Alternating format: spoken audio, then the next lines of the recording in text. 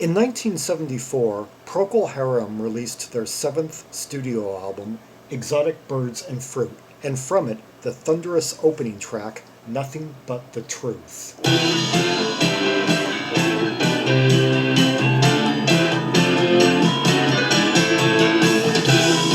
Okay, hear that like bump, that four wallops per bar for the first few bars anyway, and then they kind of drop out in a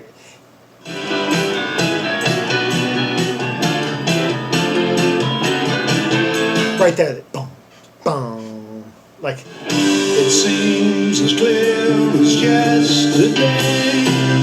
We saw it in a dream. A lot of falling third, like suspended and then dropped thirds on this. The dream became insanity.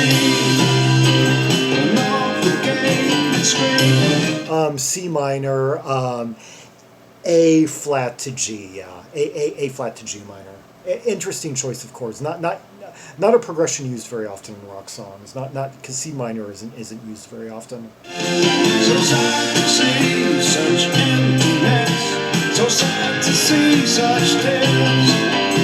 I love the theatrical. Well, kind of mildly theatrical at this point, but heading in that direction. Time leaves up bitterness. Turn moldy down the years. Yeah, like right there when he, the way his voice flares out.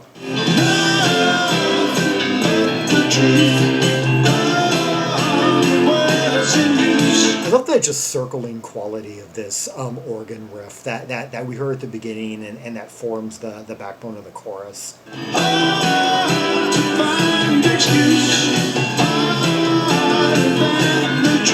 Yeah, it seems to like find different, each time it repeats, it seems to either find a different landing chord or a different starting chord, or it makes a slightly different kind of arch each time.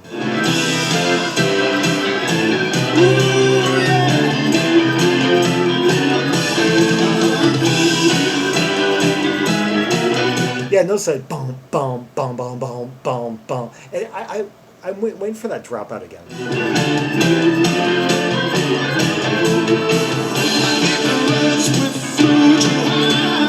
Oh, what's this? We get a middle eight after the first chorus. Well, after the first vocal chorus, anyway.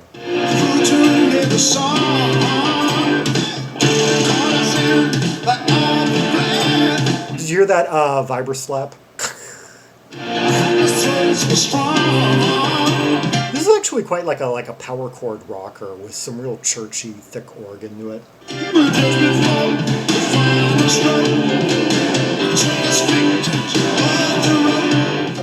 I'm hearing some like cracking going on here.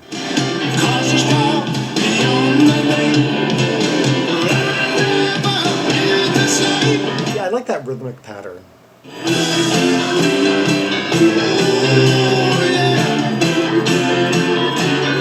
That was an interesting variation of rhythmic cadence during that middle eight, something like that.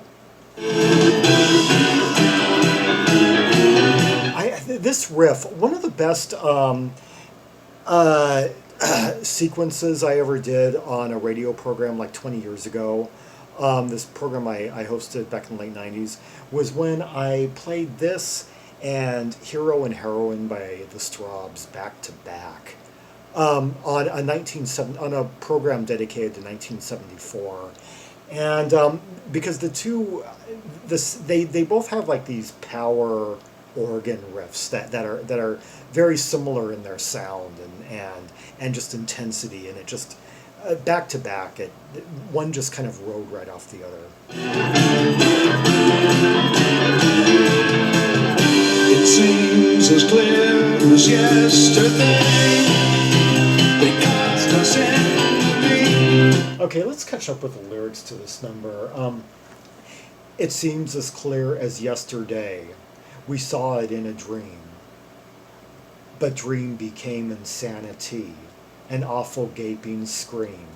So sad to see such emptiness, so sad to see such tears. And heaped up leaves of bitterness turn moldy down the years. Nothing but the truth, common words in use. Of course, the nothing and the common, those two words being stretched out to facilitate the cadence of the chorus, to match to better suit the underlying riff that guides that chorus. Hard to find excuse, harder than the truth. Harder to find excuse. Oh, hard to find excuse, harder than the truth. That's an interesting couplet. Yeah. Makes you think of today's news. Like Icarus, we flew too high. We flew too near the sun. They caught us in. I just listening to the listening to the vocals in passing. I never quite caught that reference to Icarus here. They caught us in that awful glare. Our hapless throats were strung. But just before the final stroke, they took us victims of the rope and cast us far beyond the deep to lie in never-ending sleep. Interesting where these are going. I need a couple of minutes to parse this. We die in darkest night for good. A never-ending sleep. A never-ending bitter gloom whose darkness soundless. A God-forsaken emptiness which fills our hearts with terror. Oh, I love the way he flares up right there on the part fills our hearts with tears. Yeah, that's the final line before we go back into the chorus. It seems as clear as yesterday. They cast us in the deep. We lie in the darkest night for good. Never-ending sleep, a never-ending bitter gloom whose darkness seldom clears, a God-forsaken emptiness which fills our hearts with tears. Huh.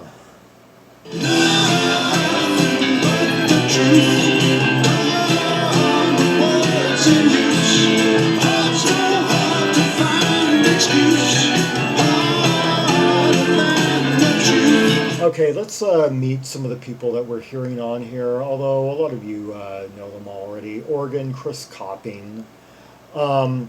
Gary Brooker on vocals and piano, of course.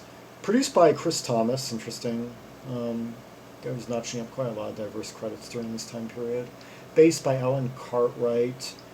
Oh, electric guitar, Mick Grabham, yeah, of the band Kachais. Yeah, it slipped my mind that there was a link between Procol Harum and Kachais, but it makes sense. I mean, Procol Harum had somewhat of a rootsy element, and Kachais were one of the leading bands of like English rustic rock. Put out a great album in 1970. And B.J. Cole plays pedal steel on one track. Yeah, he played with Kachais. He played in like on a lot of UK country rock around that time.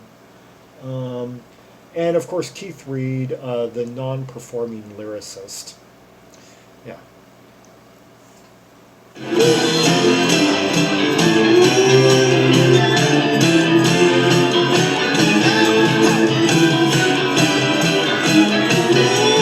This is just so like tight and just it for its time anyway. Quite really just tout in its measurements. Like just a really solid kind of. It's almost like a combination of kind of like the tighter riffing that they were doing in the mid '60s, except with an added like thickness and largeness thanks to the churchy organ, and a slight bit more intricacy due to the chromatic and ever shifting starting point of this riff.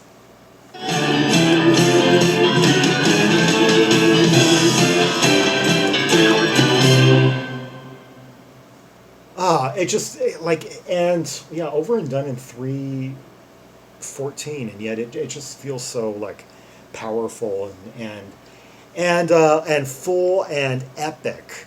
Like it could have gone on longer. It seems larger than the duration would indicate. Yeah, what I was really saying there a moment ago was that this kind of retains some of the rhythmic and chordal qualities of like mid '60s freak beat. And of course, Procol Harum always retained somewhat more of a tie to that era, like owing somewhat to their origin in this R&B beat band, the Paramounts. And yeah, Procol Harum, nothing but the truth. I need a moment to just parse these lyrics.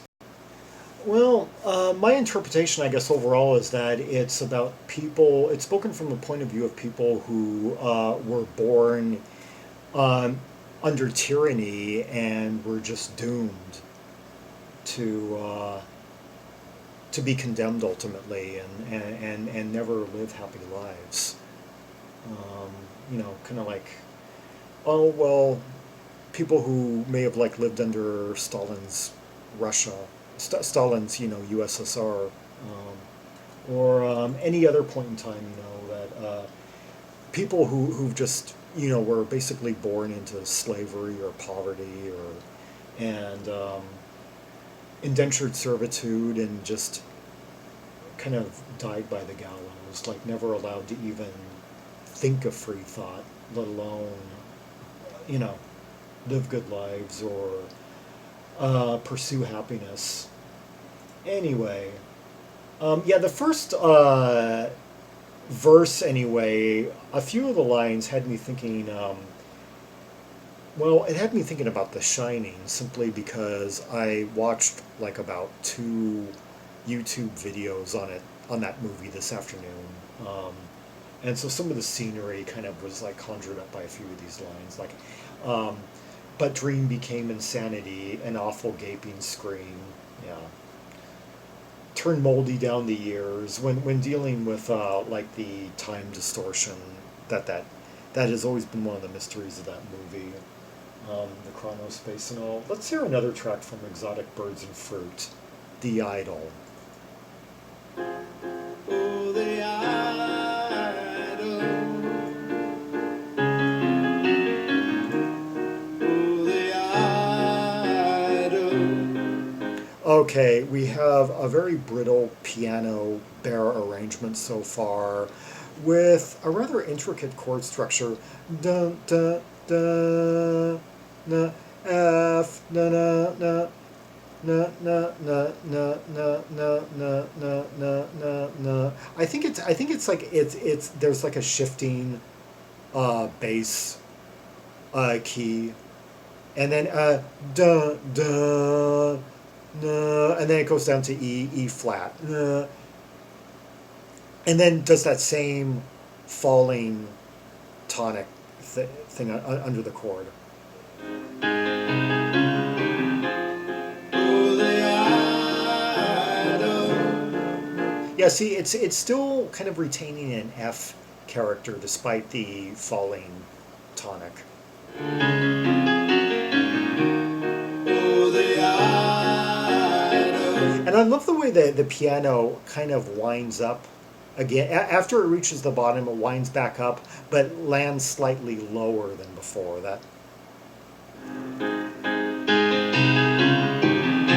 They knew the monster's every trick. They knew his secrets every stitch. Okay, now so far we've basically got just bass and piano, really echoey piano at that too. Okay. Oh, the Idol.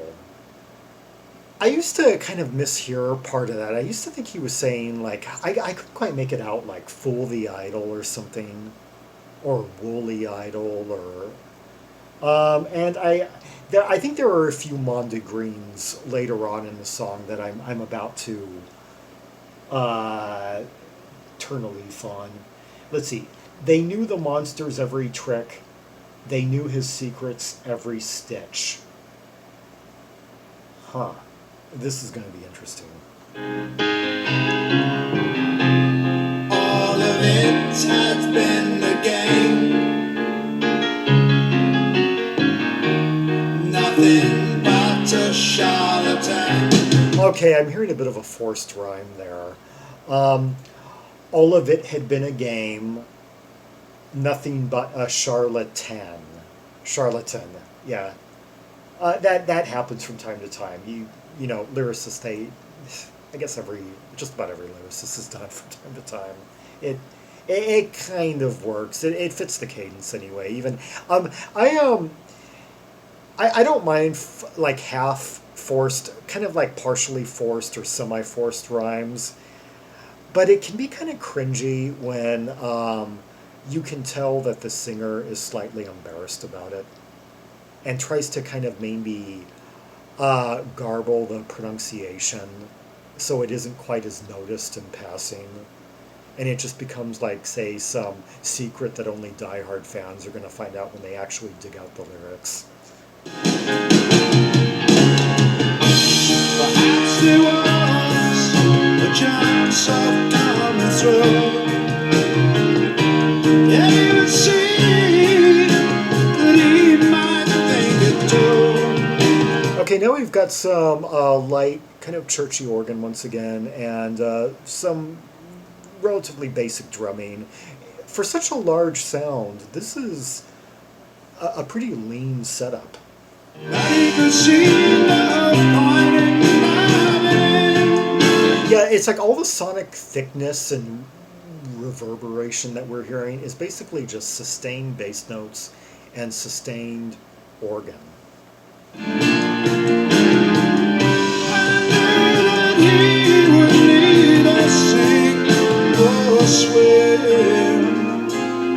A lot of minor keys in this. I cut C minor, yeah, two songs in a row, C minor. Not a key center that many rock bands use, because its relative major is E flat, not a chord that many rock bands use in their songs, because it's a hard chord to form unless you've really practiced like doing like D-shaped chords, like, well, higher than D and going up, and like to go from like a C bar chord to like a D-shaped E flat. You have to practice. You have to really practice moving your hand around, and like a lot of rock bands, they just get comfy with the basic G, C, A, E, that. So they found it nothing left to say. Just another rider turned to play. Okay, now that's one of the big Monday greens I've always. Okay, just another rider turned to clay. Although I think it's now become apparent how okay, perhaps there was a chance of coming through. It even seemed that he might think it too, but he could see no point in diving in. He knew that he would neither sink nor swim. And so they'd found he'd nothing left to say. Just another idol turned to clay. It doesn't sound like idol, unless there's some kind of accent in the voice. Let's see, Procol Harum were from. Oh, I'll get back to that. Aren't they a Brummie band? Midlands. I always thought it was Ryder turned to clay, and then just about a moment ago, when I paused, I was suddenly thinking maybe it's not rider, but rider, as in like horseback rider. Both hearings are wrong. Just another, well, it makes sense, idol, but yeah, just another. It's so funny that the operative word to the song could be so misheard. Well, during that section anyway. Which isn't really the main chorus. It's this refrain that appears at the end of every pre-chorus. Just another rider turned to play. Okay, now I guess I kind of heard it there. Just another idol.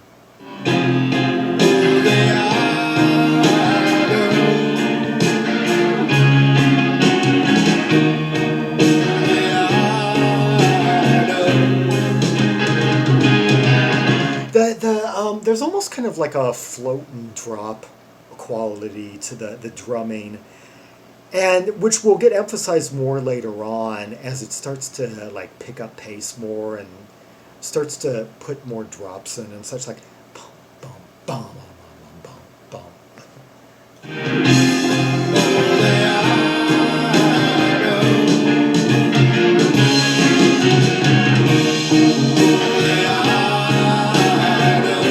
Yeah, like boom, boom, boom, boom, boom, boom, boom, boom. It seemed to them he must know what to do. They knew that only he could pull them through. Okay, it seemed to them he must know what to do. They knew that only he could pull them through. Okay, once again, these lyrics are quite, um, as just kind of listening casually, I've always had kind of mixed impressions about Keith Reid as a lyricist, thinking he could be very clever and oblique at times, but could also be quite bass and just obtuse in others. Well, like, like the lyrics to, that one, she took the cat. Oh, more on that later. They thought that he would make a plan. He'd work it out, he'd understand. Okay, they thought that he would make a plan. He'd work it out. He'd understand. He'd understand, or they'd understand. Huh. Like the men, they clutched her straw. Whatever the song is about, like the last one I just played, it's about doom of some kind. They knew that he'd said them all before, but he could see no point in loving. Okay, like drowning men, they clutched at every straw. They knew that he had saved them all before, but he could see no point in diving in. He knew that he would neither sink nor swim. This is almost starting to feel like kind of like a lost at sea, kind of like a doomed, like a maritime disaster. I don't think that's what he does though. He would neither sing or swim.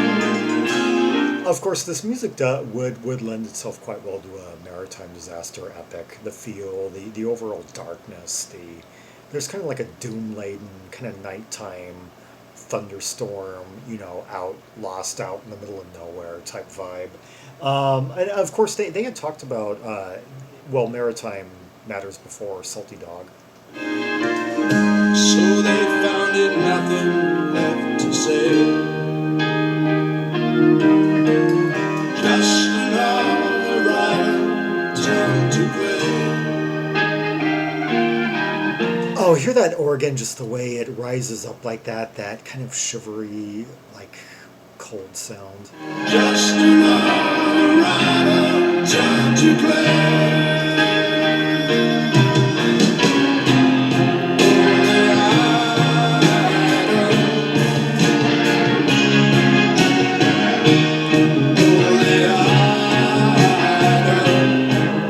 And now we're getting a thicker, more lavish version of the structure we had at the beginning, the modulating chorus line.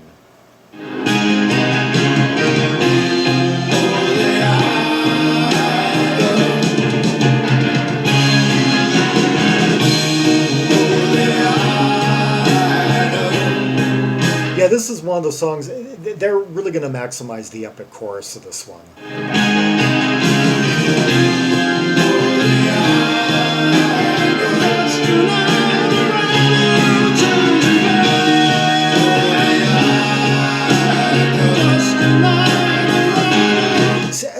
Here, right there, just another rider. I swear, it sounds like he's saying rider.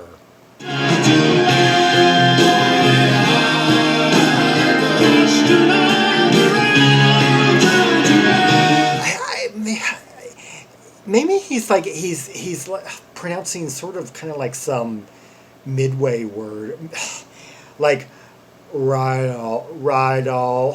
I swear he's not quite enunciating it very clearly though.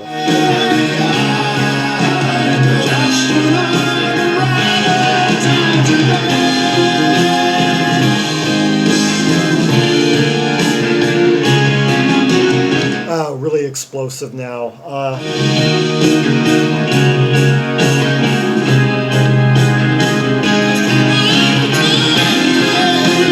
Okay, I need to know what these lyrics are about. Ultimately, my interpretation of these lyrics is that it is about someone who had been really built up as an incredible talent in a field, in his given field, and had gained quite a bit of notoriety. And when the time actually came to perform before the public,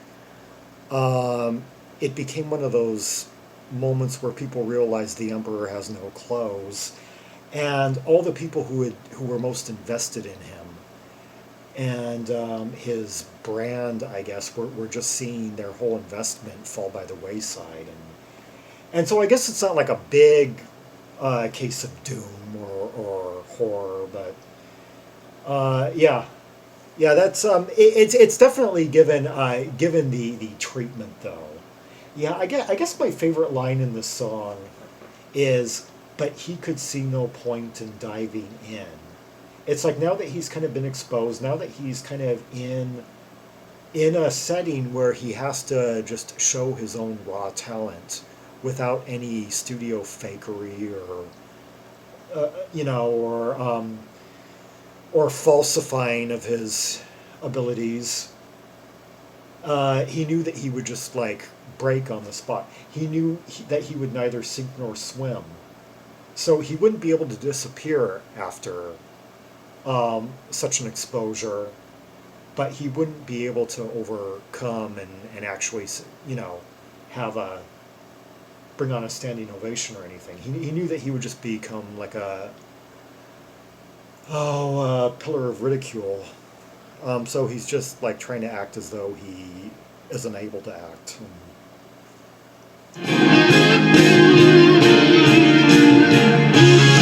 Or he's just freezing, basically. He's turning into, I guess the turn to clay might be kind of a spin on the pillar of salt.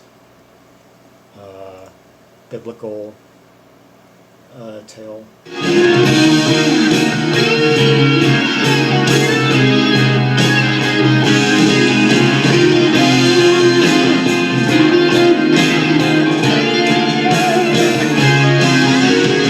Okay, now we got some bluesy, kind of wailing Leslie guitar from our guy from, let's see, Fresh Fruit. Mick Graham. Yeah, filling out Robin Trower's shoes pretty well. I mean, they were both good guitarists. Like Mick Graham, lays a lot of licks down, a lot of thickness on that first. The three Kachai songs, particularly the first, which is up there in my top tier of 1970 albums. And I'm speaking as a guy who's heard more than 700 of them.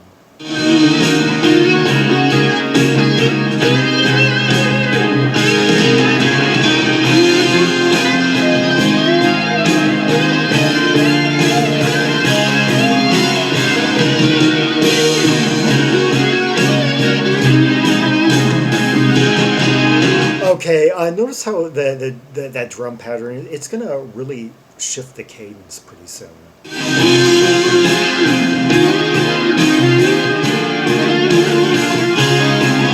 I love how I find the different pace at which the guitar is running and versus the rhythmic component to be very complementary to one another.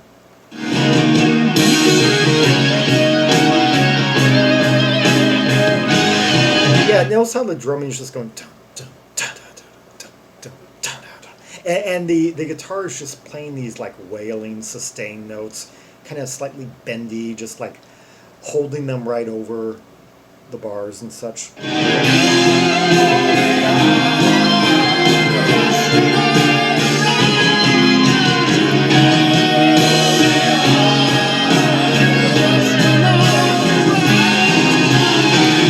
Yeah, it still sounds like he's saying rider.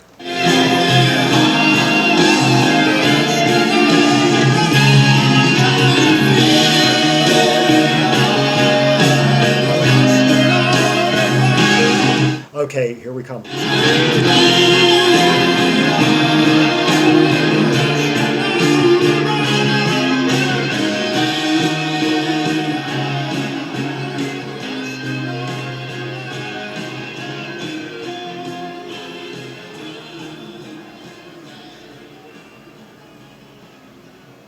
Oh, great epic chorus, just riding out to infinity like that, like out into the stormy sea to the point where it just passes the horizon and disappears. Yeah, really maximizing the chorus. I remembered the shift in rhythm slightly incorrectly. We it was only like for like a bar or two, where suddenly he throws in kind of like this, where he goes the whole time he'd been doing dun dun dun dun dun, and where he suddenly goes dun dun dun dun dun dun dun dun dun dun dun dun like that.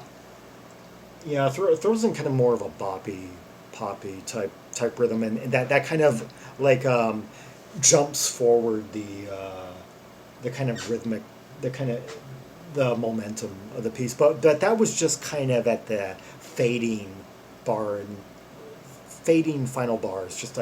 I thought it was a little bit earlier, maybe like the last 30 seconds or something. But anyway, that was Procol Harum with The Idol from Exotic Birds and Fruit, their 1974 release, and before that, Nothing But the Truth, also from that album. Two very epic tracks with intriguing lyrics. And what was that goofy song? Just that song where he says, "I came home to an empty flat. She wrote me a note and took the cat."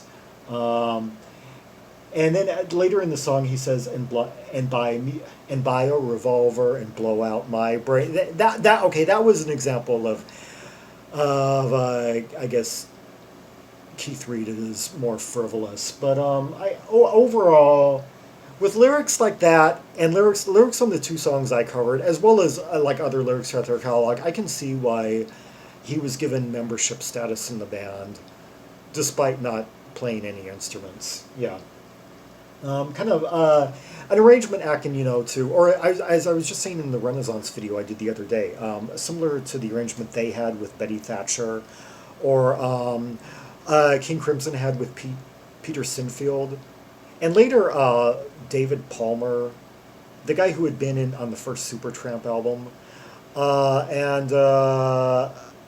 was the other one? I'll think of it later. Anyway, yeah. For more Rubies and Sapphires from the catalog of Procol Harum, see the directory of albums by English P artists linked in the description below. For Red Hot Tracks and Purples from the entire Procol Harum discography from 1967 to 1977. Yeah, their original coming and going. As well as various other P artists.